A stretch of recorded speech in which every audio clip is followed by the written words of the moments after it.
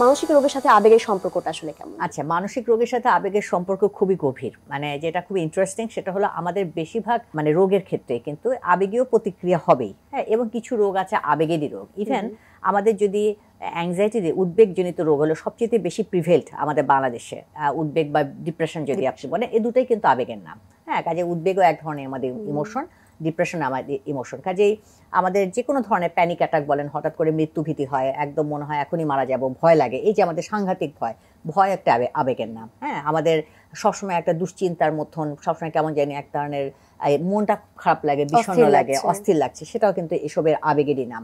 কাজে আমাদের হলো সবচেয়ে বেশি সাইকেট্রিক যে প্রবলেমগুলো নিয়ে আমাদের কাছে আসে সেটা কিন্তু আবেগীয় নানা রকমের সমস্যা নিয়ে আমাদের আসে। আর একটা হলো যে আপনি যেটা বলছিলেন যে অতিরিক্ত আবেগ, এই অতিরিক্ত আবেগের একটা মানে যেটা বললাম, অতিরিক্ত যদি উদ্বেগ হয়, অতিরিক্ত ভয় হয়, সেটা তো অবশ্যই একটা আবেগের ব্যাপার। আর একটা আছে একেবারে হলো পুরোপুরি হলো আবেগীয় রোগী, হ্যাঁ, এটাকে আমরা বলি বাইপোলার ডিসঅর্ডার। এটাকে হলো আমাদের মুডটা হাইলি হাই হয়ে যায়। হ্যাঁ, তখন হলো অতিরিক্ত আবেগ, মানে আমাদের তখন এই যে ভালো লাগলে যে কাজগুলো করতে ইচ্ছা করে সেটাই সে করে, কিন্তু অনেক বেশি পরিমাণে। হ্যাঁ, যেমন ভাষণ ভালো লাগলে আমরা একটু কথা বেশি বলি, আমরা একটু সাজগোজ বেশি করি, কিন্তু এটা অল্প সময়, 1 ঘন্টা 2 ঘন্টা বা ধরলাম হাফ ডে অথবা ওয়ান ডে, কিন্তু এক্ষেত্রে ওয়ান ডেও সাধারণত থাকে না।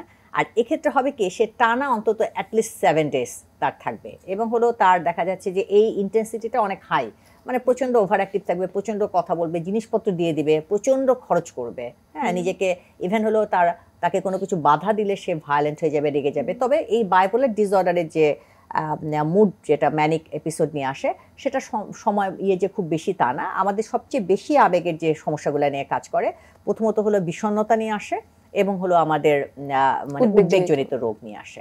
এই ক্ষেত্রে আসলে চিকিৎসা পদ্ধতিটা আসলে কেমন হয়? এবং একটু যদি আমরা জানতে চাই, রাগের কথা বলছিলেন, রাগ কি আসলে স্বাভাবিক আবেগ কিনা, বা অনিয়ন্ত্রিত রাগ আমরা সবসময় দেখতে পাই, কিভাবে আসলে নিয়ন্ত্রণ করা যায়? আচ্ছা, প্রথমত রাগ কিন্তু স্বাভাবিক আবেগ, হ্যাঁ, এবং হলো রাগের একদম অপ্রয়োজন তাও না। রাগ আমরা কেন করি? রাগ আমি এজন্যই করি যে তোমার এই আচরণটা আসলে আমার লাগেনি, কিন্তু এই আচরণটা যাতে ভবিষ্যতে তুমি না করো, কারণ এটা আমার সম্পর্ককে ক্ষতিগ্রস্ত করছে বা আমাকেও নানাভাবে ক্ষতিগ্রস্ত করছে। এই জন্যই তো আমরা হলো রাগ প্রকাশ করে থাকি। বলা হয় রাগ একটা স্বাভাবিক আবেগ, এবং কিন্তু কোনখানে এবং হলো কোন জায়গায় কতটুকু কিভাবে রাগ প্রকাশ করছো সেটা হলো মোস্ট ইম্পর্টেন্ট ডিটারমিনেন্ট। অর্থাৎ হলো আপনার কোনো আচরণ আমার ভাল লাগলো না, বা আমার কোনো আচরণ আপনার ভাল লাগলো না, যেটা আপনি বুঝতে পারছেন, কিন্তু আপনি আমার সাথে সম্পর্ক রাখতে চান। হ্যাঁ, এটা দেখছেন যে আমি যদি কনস্ট্যান্টলি এইভাবে আপনার সাথে আচরণ করি, সেটা আপনাকে সম্পর্কটা রাখা সম্ভব হবে না। এই জন্য আপনি ইনসিকিউর ফিল করছেন, আপনার এটার জন্য আপনি ডিস্ট্রেস ফিল করছেন। কাজে আপনি দেখলেন যে তখন আপনি আমার সাথে একটা আউটবার্স্ট করলেন। হ্যাঁ, আউটবার্স্ট করলে কিন্তু আসলে হলো আপনি রিলিজড হলো, আপনার অনেক দিনের পুঞ্জীভূত ক্ষোভ রেগে গেল, কিন্তু আপনার সাথে আমার সম্পর্কটা চিরতরে শেষ হয়ে গেল। সেটা কিন্তু আপনি চাচ্ছিলেন না।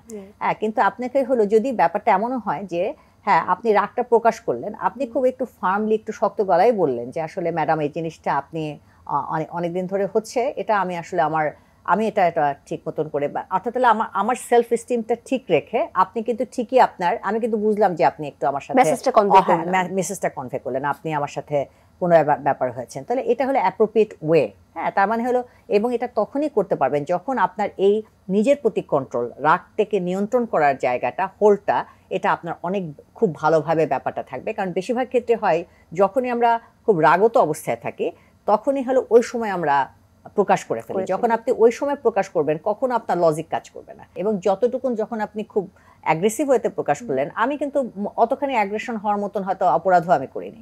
কাজে আমি কিন্তু মনে করলাম যে তাহলে উনি ঠিকই আছে, ওনার সাথে এই আচরণ করা ঠিকই আছে, কারণ ওনার ব্যবহার তো খুবই খারাপ। হ্যাঁ, কিন্তু আসলে হলো আপনার কিন্তু ঠিক ওই লেভেলে আপনার ব্যাপারটা না। কিন্তু আপনি যদি এই রাগটাই, মানে একদম ইমোশনাল অ্যারাউজাল ওই অবস্থাতে না থাকার পরে, যে অবস্থাতে আপনি আমার প্রতি রেগে আছেন, আপনি যদি ঠান্ডা, যখন আপনার রাগটা কমে গেল, যেমন আমি আর আপনি কথা বলছেন, এখন আমাদের একটা ব্যালেন্সড ওয়েতে কাজ করছে, আমাদের একই সাথে আমার মধ্যে ভালো লাগার জায়গা আছে, আবার একই সাথে আমার লজিক প্রিভেল করতেছে, মানে কতটুকুন কি বলবো না বলবো সেটুকুন কিন্তু আপনার সাথে, আপনারা আমার দুজনেরই একটা জায়গায় একটা ব্যালেন্স রয়েছে, যার জন্য আমাদের একটা সুন্দর মতন কথা ব্যাপারটা হচ্ছে। কিন্তু বেশিরভাগ ক্ষেত্রে আমাদের এই জায়গাটা, আমরা সবসময় এত সচেতন ব্যাপারটা অনেক সময় নাও থাকতে পারি। তার মানে হলো আমাদের যখন আমরা একটা কোনো এক্সিকিউশন হয়, সেটা আমাদের একই সাথে আবেগীয় প্রক্রিয়া চলে, আবার হলো লজিক্যাল মাইন্ড, এই দুটার সাথে করে। বেশিরভাগ ক্ষেত্রে যখন আমরা অত সচেতন থাকি না, আমাদের ইমোশনাল মাইন্ডটা আপার হ্যান্ড নেয়।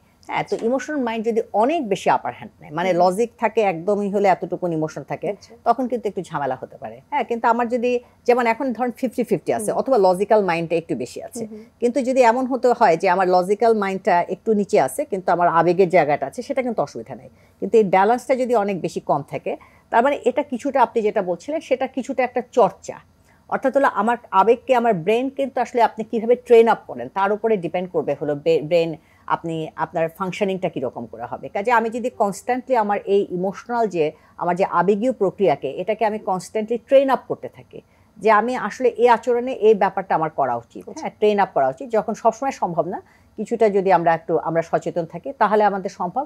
আরেকটা ব্যাপার হলো যেটা খুব রাগের, যেটা বললেন, যখন আমরা খুব রেগে যাব তখন হলে সাথে সাথে আমরা প্রকাশ করবো না।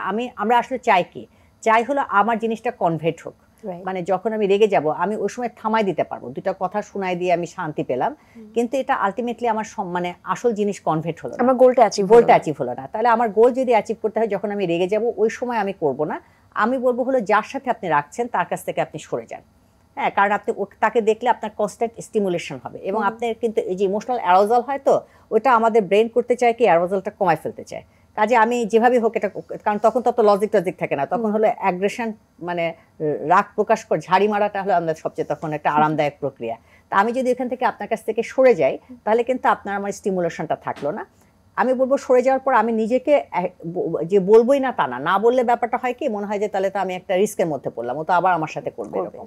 তাহলে আমি এটা বলবো, কিন্তু আমি কিছুক্ষণ ডিলে থিওরি, অর্থাৎ আমি ডিলে করলাম, আমি 5 থেকে 10 মিনিট পরে আমি এটা নিয়ে কথা বলবো, অথবা আমি একদিন পরে কথা বলবো। রাগ কমার পরে তা না, আমি কিছুক্ষণ পরে। তাহলে আমার ব্রেনকে যখন আমি বুঝালাম আমি বলবো, তাহলে ব্রেন আশ্বস্ত হলো যে না, এটা আলটিমেটলি হবে। এবং ওই তারপরও দেখবেন একটা অস্থিরতা, মানে না বলা পর্যন্ত শান্তি নেই, তখন কিছুটা তার হলো ব্রিদিং এক্সারসাইজ করতে পারে। ব্রিদিং এক্সারসাইজ করলে আসলে যেটা হয় হলো, যখন আমরা রেগে যাই তখন সিম্প্যাথেটিক ওভার অ্যাক্টিভ হয় ব্রেনের। আমি যখন মানে ব্রিদিং এক্সারসাইজ করব, ডিপ ব্রিদিং, লম্বা করে শ্বাস নিয়ে আস্তে আস্তে করে শ্বাসটা ধীরে ধীরে বের করে দেওয়া, এটা 10 থেকে 12 বার করে করলাম, তখন দেখা যাবে আস্তে আস্তে করে আবার কমে যাবে। ইভেন আমি বলবো যদি আপনি ব্রিদিং এক্সারসাইজ তখন ঠিকমতো করে যদি নাও পারেন, অনেক সময় ওই সময় অনেকে করতে পারে না, আপনি যদি গুনগুন করে গান মানে একটা রিল্যাক্সিং অ্যাক্ট, তাহলে কিন্তু আপনার হতে পারে, বা অন্য কোনো অ্যাক্টিভিটির মধ্যে আপনি ঢুকে যান। কাজে তারপরে যখন আপনার ইমোশনটা কমে যাবে, তখন আপনি তার সাথে আপনার জায়গাটা ফার্মলি প্রকাশ করেন, এবং অ্যাসার্টিভ ওয়েতে হলো যার সাথে প্রকাশ করছেন তাকে ছোট করে না, ছোট করে কখনো আপনি আপনার কথা পৌঁছাতে পারবেন না। কাজে আপনার, এবং যদি সবচেয়ে ভালো হয় আই বলে মানে আমি, অর্থাৎ হলো আপনার এই কাজটা আমি কষ্ট পেয়েছি, আচ্ছা ভুলটা আপনি করেছেন হয়তো, হ্যাঁ, কিন্তু আপনি যে কাজটা হয়েছে আপনি আমাকে এভাবে বললেন, আমি আসলে এটা হয়তো আমারই হতে পারে, আমারই হয়তো সীমাবদ্ধতা হতে পারে, কিন্তু আমি আসলে কষ্ট পেয়েছি। হ্যাঁ, তো এটা কিন্তু তখন আপনার মধ্যে ব্যাপারটা কি হলো, একটু হলো আপনার খারাপ লাগলো, আসলে উনি কষ্ট পেয়েছে, আমি হয়তো ওরকম করে দিতেও চাননি বা দিতে চেয়েছেন, কিন্তু যে পেয়েছেন বা সে যেটা গ্রহণ করলো। কিন্তু আমি যদি প্রথমে বলি আপনি আপনার এরকম করে আচরণটা তো আপনি জানেনই না কিভাবে কথা বলতে হয়, এটা যখন বলবো আপনার সেলফ এস্টিমটা লো করে ফেললেন। লো করলে আপনি, কারণ মানুষ হলো সবচেয়ে নিজেকে ভালোবাসে, কাজে আমি নিজেকে ছোট করে আমি কিন্তু আরেকজনের কথা নিব না। তো এটুকুন হলে দিস আর দ্য স্ট্র্যাটেজি, মানে আমাদের কিভাবে আরেকজন মানুষের সাথে আমি সম্পর্ক মানে মেনটেন করব, আমি লাইফটাকে কিভাবে চালাবো, অল আর স্ট্র্যাটেজি। তাই এই স্ট্র্যাটেজিগুলো যত আমি ম্যাচিওর স্ট্র্যাটেজি অ্যাডপ্ট করব, যেটা অন্যের জন্য ক্ষতিকারক না হয়, যেটা লং টার্মে আমার জন্য ক্ষতিকারক না হয়, সে হলো লাইফটাকে তত নিজের গ্রিপে রাখতে পারবে।